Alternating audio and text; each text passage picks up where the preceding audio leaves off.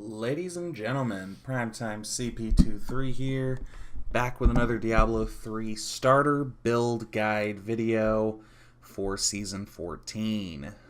Today, we're taking a look at the Monk, who is going to start off with the Inna's set.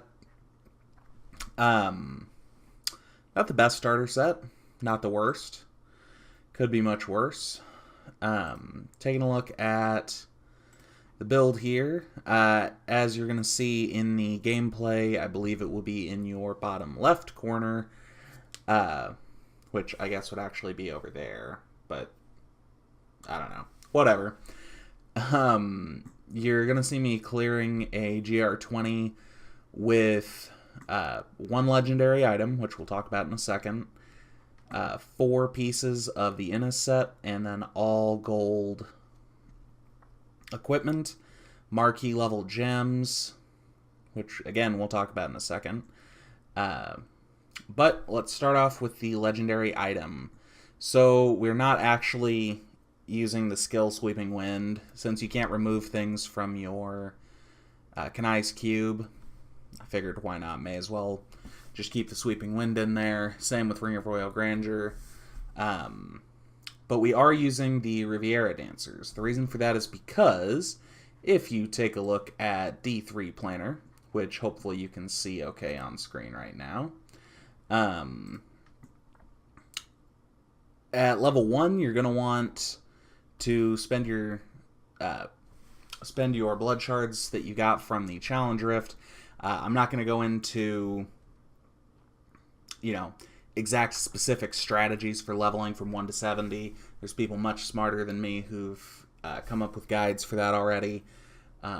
But you are going to want to use d3planner.com/game Kadala.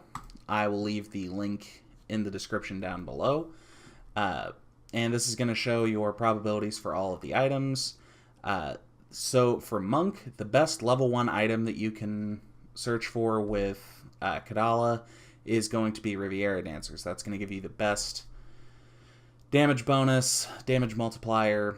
Of course, if you're really feeling some kind of way, you can always try and get bracers, Caesar's, Mento, Gundo Gear, Pinto's Pride. These are all pretty good items that could be helpful to you. But for the sake of this video, I went ahead and just got Riviera Dancers and threw them in the queue, or threw them in the cube. 4 pieces of Inna's Mantra, all gold items other than that. So because of the Riviera Dancers, we're going to have plenty of damage, but we need more toughness. The way we're going to get our toughness is by throwing resistance gems in our gear.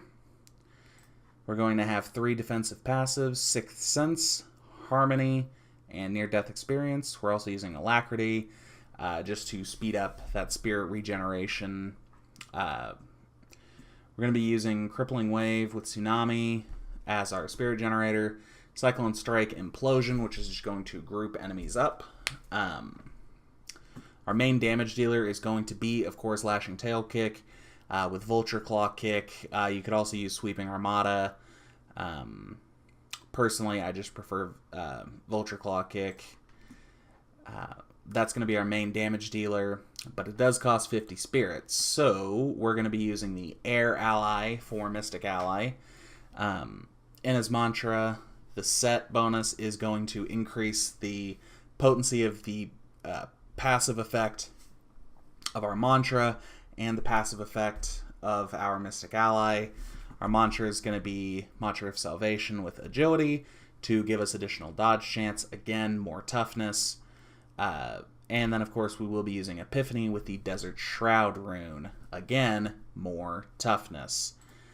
We've got our damage handled. We've got plenty of damage, plenty of DPS with our Vulture Claw Kick.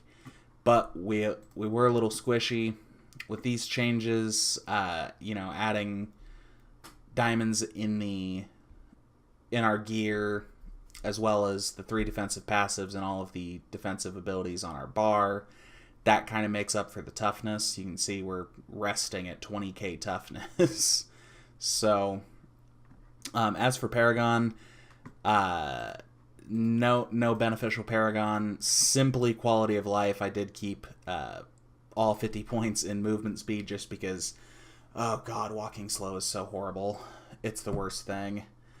But ladies and gentlemen, that's going to do it for today's video. If you have any questions or, would like to get a little more information on how and why the choices I made were made, please feel free to leave me a comment in the description down below. As you can see, this is pretty much the same yellow gear we use for everything. So, I mean, we've got intelligence on the helm, strength on one of the rings, no main stat on the other ring.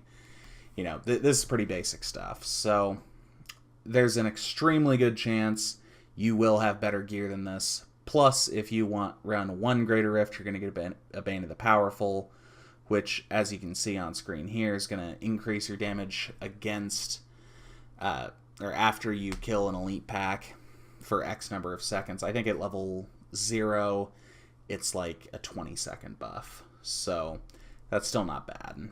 But ladies and gentlemen, we're trying to keep these videos a little shorter this season. So we're going to go ahead and end it right here.